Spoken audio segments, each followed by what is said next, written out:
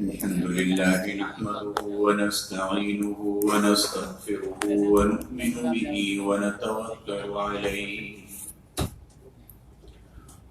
ونعوذ بالله من شرور أنفسنا ومن سيئات أعمالنا من يهده الله فلا مضل له ومن يضلله فلا هادي له ونشهد أن لا إله إلا الله وحده لا شريك له ونشهد أن سيدنا ونبينا ومولانا محمدا عبده ورسوله صلى الله تعالى عليه وعلى آله وأصحابه وسلم تسليما كثيرا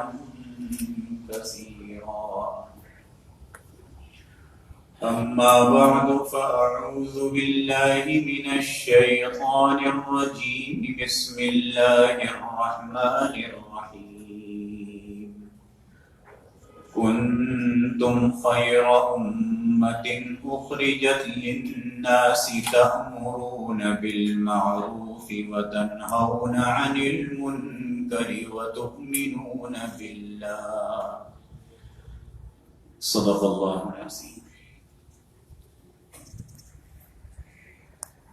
بزرگان محترم اور برادران عزیز،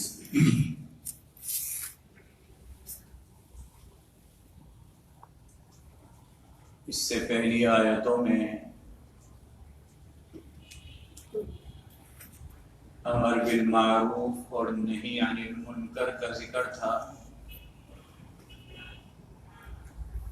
جسے اللہ رب العزت نے ہر مسلمان پر فرض فرمایا.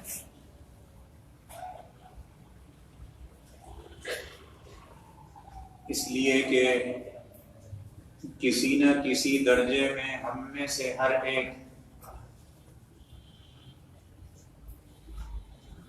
کہیں نہ کہیں حاکم ہوتا ہے، بڑا ہوتا ہے، اس کے ماتحت چند لوگ ہوتے ہیں. تو ہر مسلمان پر اللہ نے، چاہے مرد ہو کہ عورت، امر بالمعروف، اچھائی کی باتوں کو پھیلانا، اس کا حکم دینا، ونہی عن المنکر، اور منکرات نافرمانیوں کی باتوں میں کوئی ملوث ہو تو اس کو روکنے کا حکم دیا ہے. یہ بتلایا گیا تھا کہ اللہ رب العزت نے اس کے لیے زبان سے منع کرنا، ہاتھ سے روکنا، اور کچھ بھی نہ کر سکے تو پھر اتنا تو کم از کم ہو کہ یہ کام جو برا ہو رہا ہے میں اس کو دل سے برا سمجھتا ہوں. آخری درجہ. تو پہلے جو بات آئی آیتوں میں وہ ہر مسلمان پر فرض ہے، اور اس آیت میں اللہ رب العزت ایک بات یہ فرما رہے ہیں کہ تم میں سے ایک جماعت، ایک گروہ ایسا ہونا چاہیے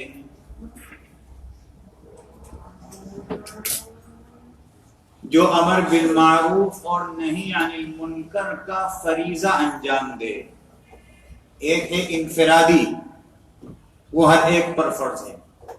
ایک ہے جماعتی طور پر، اجتماعی طور پر، وہ ایک گروہ، ہر ایک کے اوپر نہیں. یہ فرض کفایہ. پہلے والی بات فرض عین تھی، دوسری والی بات فرض کفایہ.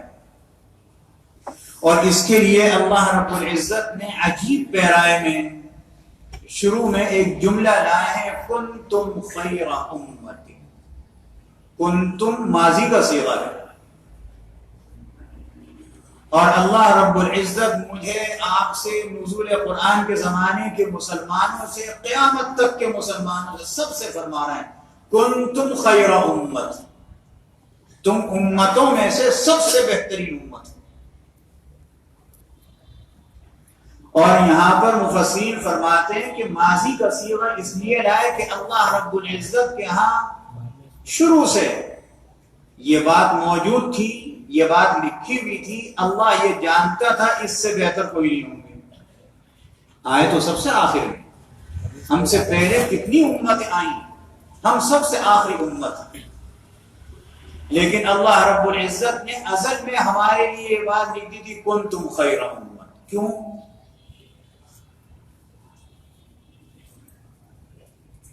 اس امت میں اہل اللہ بھی ہیں۔ ہم نبی کریم صلی اللہ علیہ وسلم دنیا سے تشریف لے گئے، حضرات صحابہ رضی اللہ عنہم چلے گئے، اب قیامت تک جتنے ہمیں ملیں گے وہ اہل اللہ ملیں گے۔ نبی نہیں آ سکتا، صحابی نہیں آ سکتا، اہل اللہ۔ اور اہل اللہ کی ایک عادت ہے، ہم اہل اللہ کا دامن پکڑنے والے ہیں۔ اہل اللہ کی ایک عادت ہوتی ہے کہ ہر ایک کے در پہ جانے کے بجائے ایک کو پکڑتے ہیں۔ خلیفہ ہارون رشید رحمہ اللہ تعالی، نام سنا ہوگا، یہ مسلمانوں کے بڑے عظیم الشان خلیفہ گزرے ہیں۔ پہلا زمانہ ایسا ہوتا تھا کہ جو خلیفہ ہوتے تھے، امیر المؤمنین ہوتے تھے، وہ بھی اہل علم میں سے ہوتے تھے، بڑے آدمی تھے۔ ایک مرتبہ حضرت امام مالک رحمۃ اللہ علیہ کی خدمت میں گئے، اور امام مالک رحمۃ اللہ علیہ خود اتنے بڑے عالم تھے۔ جب خدمت میں گئے تو ایک خادم نے جا کے امام مالک کو بتلایا کہ بھئی خلیفہ وقت آیا ہے۔ امام مالک نے کہا اچھا جا کے کرسی رکھو ڈرائنگ روم میں۔ وہ ایک کرسی آئی، بڑی عظیم الشان قسم کی۔ امام مالک رحمۃ اللہ علیہ بڑے مالدار تھے، اللہ نے ان کو مال و دولت سے نوازا تھا، بڑی عظیم الشان کرسی۔ اب خلیفہ کھڑا ہوا ہے، سوچ رہے ہیں اس کرسی پہ میں بیٹھوں گا یا امام مالک بیٹھیں گے، یہ تو ایک ہی ہے۔ امام مالک رحمۃ اللہ علیہ تھوڑی دیر میں ڈرائنگ روم میں داخل ہوئے، کرسی پہ بیٹھ گیا، خلیفہ کو بیٹھی، کیا فرمائیے کس لیے تشریف لائے؟ خلیفہ نے درخواست کی کہ میں چاہتا ہوں کہ میرے یہ دونوں بیٹے ہیں، ایک کا نام ہے ان میں سے مامون الرشید، بعد میں ہارون رشید کے بعد خلیفہ ہوئے۔ علامہ شبلی نعمانی رحمۃ اللہ علیہ نے المامون ایک کتاب لکھی ہے، اس میں مامون رشید کے حالات لکھے۔ کہنے کہ میں چاہتا ہوں یہ دونوں بیٹے ہیں، آپ معطا انہیں پڑھا دیا کریں۔ انہوں نے کہا بھیج دینا۔ کہنے کہ دوسری درخواست ہو، میں چاہتا ہوں کہ جس وقت آپ ان کو پڑھائیں دوسرے طالب علم نہ ہو۔ فرمائیں کہ یہ نہیں ہو سکتا، آئیں گے درس گاہ میں داخل ہوں گے، یہ بھی نہیں کروں گا کہ وہاں سے یہاں بٹھاؤں لا کر، جب داخل ہوں جدھر جگہ ملے چاہے جوتیوں کے پاس ملے بیٹھ جائیں، خلیفہ کا بیٹا ہوا کرے، علم علم۔ راضی ہو گئے، معطا پڑھی۔ معطا امام مالک حدیث کی ایک کتاب ہے، امام مالک رحمۃ اللہ علیہ نے احادیث جمع کی ہیں، اور یہ حدیث کی وہ کتاب ہے کہ بخاری شریف سے پہلے اصح الکتب بعد کتاب اللہ اس کو کہا جاتا تھا۔ قرآن مجید کے بعد سب سے صحیح ترین اگر کتاب ہے تو معطا امام مالک، آج بھی لوگ کہتے ہیں اسے۔ خلیفہ ہارون رشید، دربار لگا ہوا ہے، وزراء اور شہر کے بڑے بڑے لوگ، امارا اور غربا سب موجود ہیں، اور ایک باندی ہے وہ ہارون رشید کی پشت پر پنکھا چل رہی ہے۔ ہارون رشید نے سب کو اعلان کیا میں کیا مانگتے ہو؟ آج میں اتنا خوش ہوں، جو مانگو گے دوں گا۔ یہ مثال سمجھا رہا ہوں، مثال دیکھیں۔ تو کسی نے کہا کہ مجھے فلانی جگہ کی گورنری مل جائے، ہارون نے لکھ دیا کہ دے دی ہے۔ کسی نے کہا مجھے فلانے جگہ کی زمین چاہیے، ہارون نے کہا یہ بھی دے دو۔ سب کو بانٹ رہا ہے۔ تھوڑی دیر میں اڑ کے کہنے لگا باندی سے کہ تجھے بھی کچھ چاہیے تو مانگ لے، کہ سارے مانگ رہے ہیں۔ باندی کی بات سنیے، باندی نے کہا پہلے گدھوں گھوڑوں کو نمٹنے دو، پہلے یہ سب نمٹ جائیں، جب نمٹ جائیں گے پھر مانگوں گی میں۔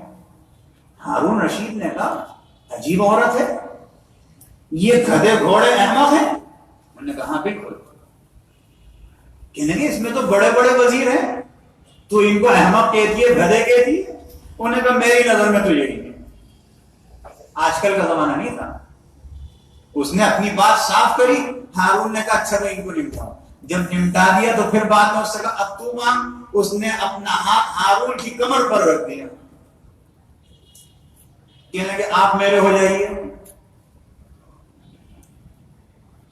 اگر آپ میرے ہو گئے تو خزانہ بھی میرا، حکومت بھی میری ہے، تو حکومت نہیں ملی، گورنر ہی لیے تو زمین نہیں ملی، تو محدود چیز لیے، میں غیر محدود چیز لیتی ہوں۔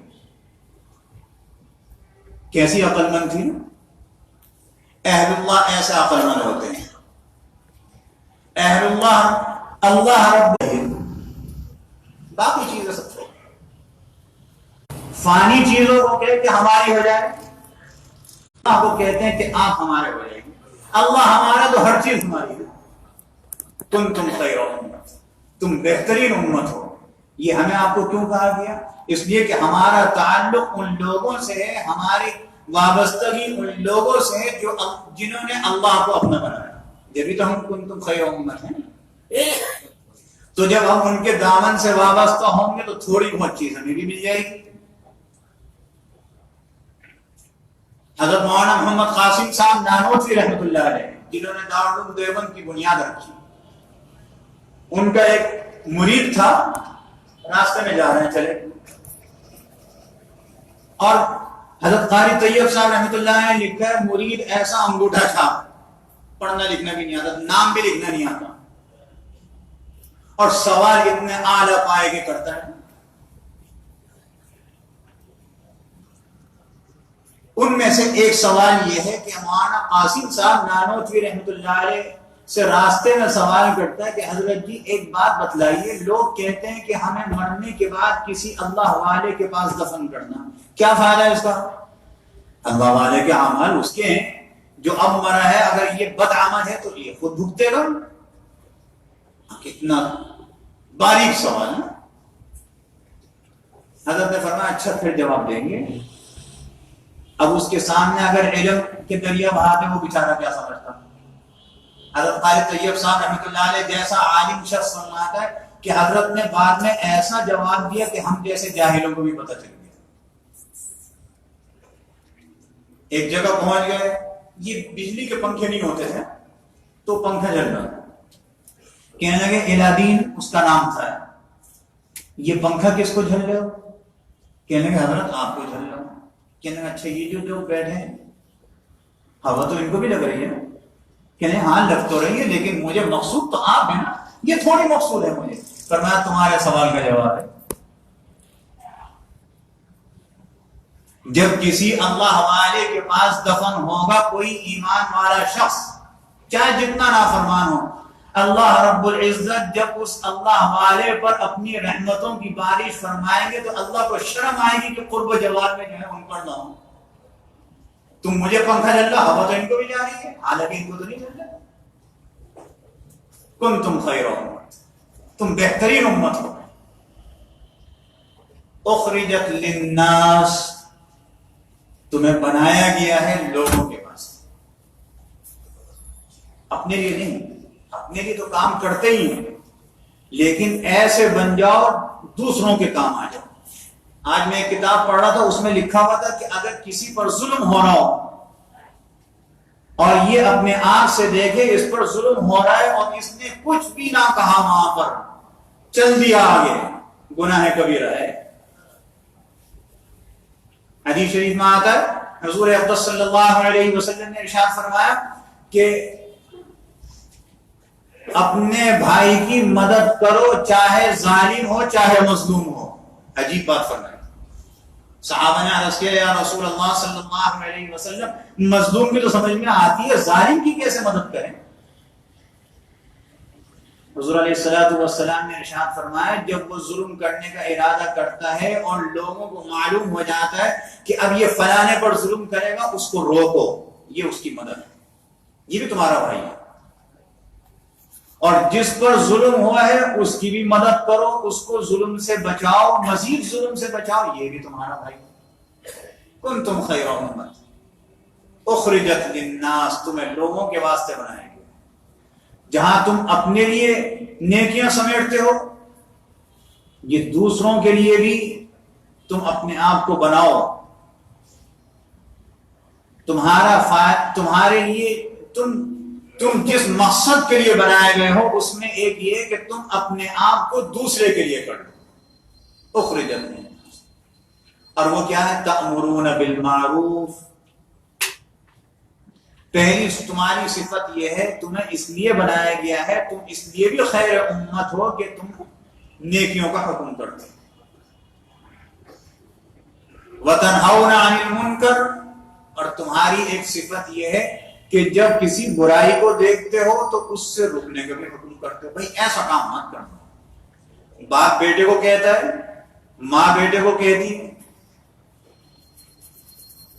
یا آپ کے ماتحت جتنے لوگ ہیں، استاد ایک شاگرد کو کہتا ہے، شیخ اپنے کسی مرید کو کہتا ہے، تأمرون بالمعروف وتنہون عن المنکر. میں نے پہلے بھی عرض کیا تھا، آج پھر کہہ رہا ہوں، اب ہمارے اندر تنہون عن المنکر تو ختم ہوتا جا رہا ہے، اس پر اتنی توجہ نہیں ہے. امر بالمعروف پہ زیادہ ہے. حالانکہ دونوں چیزیں ہیں، انفرادی طور پر دونوں فرض ہیں، جماعتی طور پر فرض کفایہ ہے. ایسی جماعت بھی ہونی چاہیے، اور یہ جماعت ہے اہل اللہ کی، اہل علم کی. وَتُؤْمِنُونَ بِاللَّهِ، تمہاری ایک صفت یہ ہے کہ تم اللہ پر ایمان لاؤ، چاہے جتنے گئے گزرے ہوں. ہم انسان ہیں، اس امت کے آخری دور میں گزر رہے ہیں.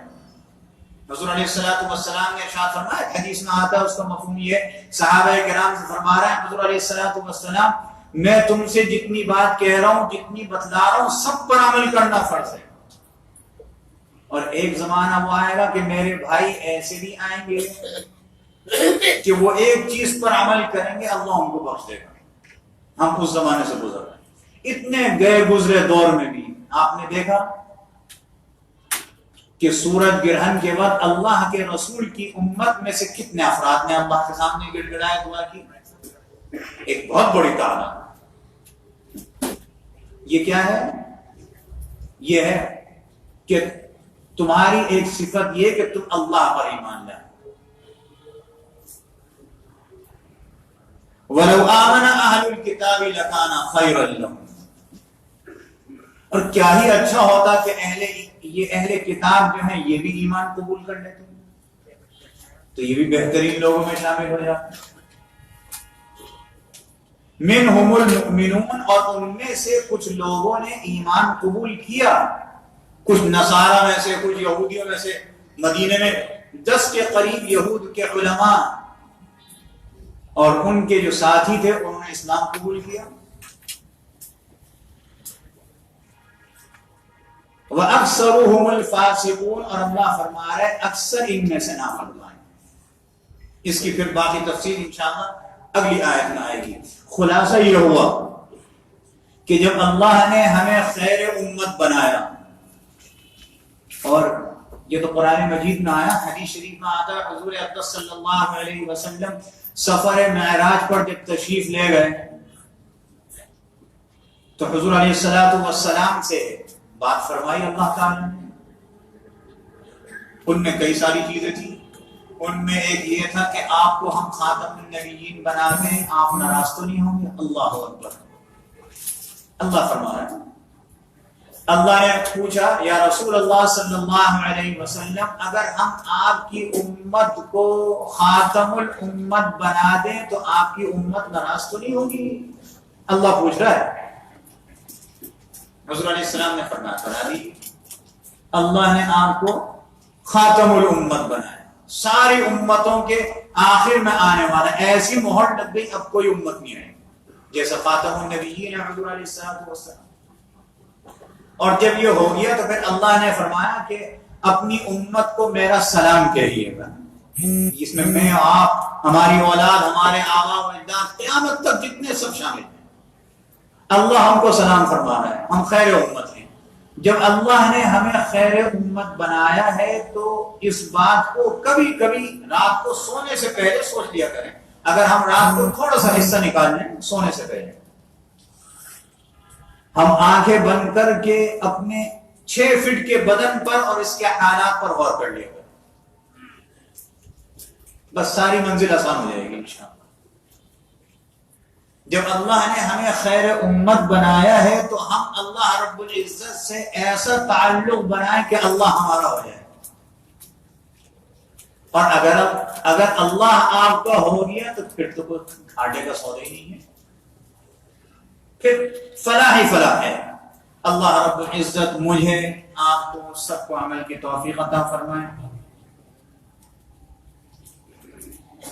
یہ ایک سوال آیا ہے کہ آب زمزم غیر مسلم کو دیا جا سکتا ہے؟ دینے میں کوئی حرج نہیں ہے، اگر اس سے بے ادبی کا اندیشہ ہو تو نہ دیا جائے۔ دوسرا سوال کرتے ہیں، نماز تہجد کا طریقہ کس طرح ہے؟ نماز تہجد کا وقت عشاء کے بعد سے لے کر سحری کا وقت ختم ہونے تک ہے۔ افضل یہ ہے رات کے آخری حصے میں پڑھی جائے، افضل یہ۔ کسی کو رات میں اٹھنے کا، آخر رات میں اٹھنے پر اعتماد نہ ہو تو عشاء کے بعد پڑھ لیں، تہجد ہو جائے گی۔ تہجد کی نماز جیسے عام نفل نماز پڑھتے ہیں اسی طریقے سے پڑھی جاتی ہے، اس میں اور کوئی خاص صورت اور خاص اعمال نہیں ہے۔